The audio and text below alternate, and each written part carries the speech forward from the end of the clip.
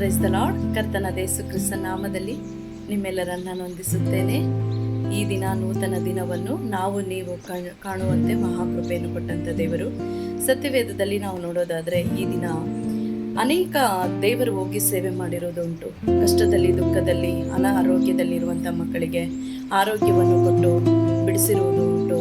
ದೆವ್ವ ಹಿಡಿದವರಿಗೆ ದೆವ್ವವನ್ನು ಬಿಡಿಸಿ, ಅನಾರೋಗ್ಯದಲ್ಲಿರೋರಿಗೆ ಆರೋಗ್ಯವನ್ನು ಕೊಟ್ಟು, ಅಸಮಾಧಾನದಲ್ಲಿರೋರಿಗೆ ಸಮಾಧಾನವನ್ನು ಕೊಟ್ಟಂಥ ದೇವರು ಸುವಾರ್ತೆಯನ್ನು ಸಾರುವಾಗ ದೇವರನ್ನು ಕಾಣಬೇಕು, ಯೇಸು ಕ್ರಿಸ್ತನನ್ನು ನಾನು ನೋಡಲೇಬೇಕೆಂಬುದು ಒಬ್ಬ ಮನುಷ್ಯನ ಹೃದಯದಲ್ಲಿ ಹುಟ್ಟಿತು.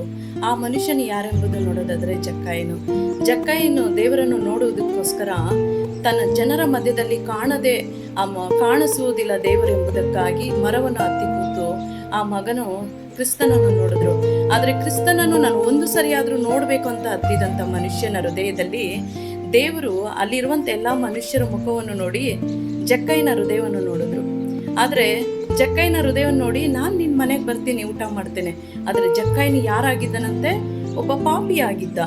ಆದರೆ ದೇವರು ಹೇಳ್ತಾರೆ, ಕೆಟ್ಟು ಹೋಗಿರುವುದನ್ನು ಹುಡುಕಿ ರಕ್ಷಿಸಲಿಕ್ಕೆ ಬಂದಂಥ ದೇವರು.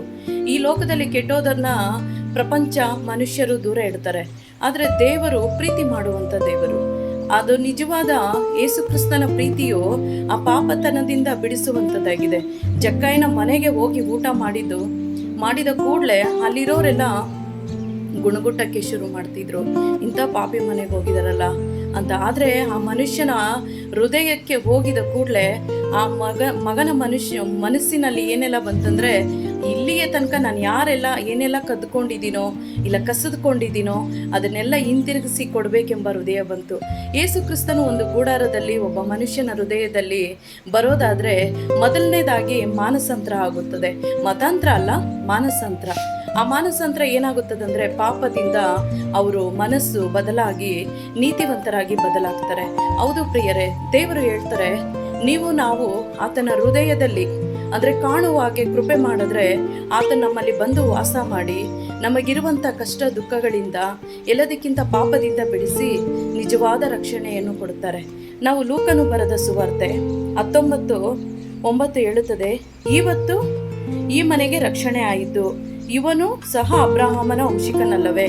ಹಾಲೆಲೂಯಾ.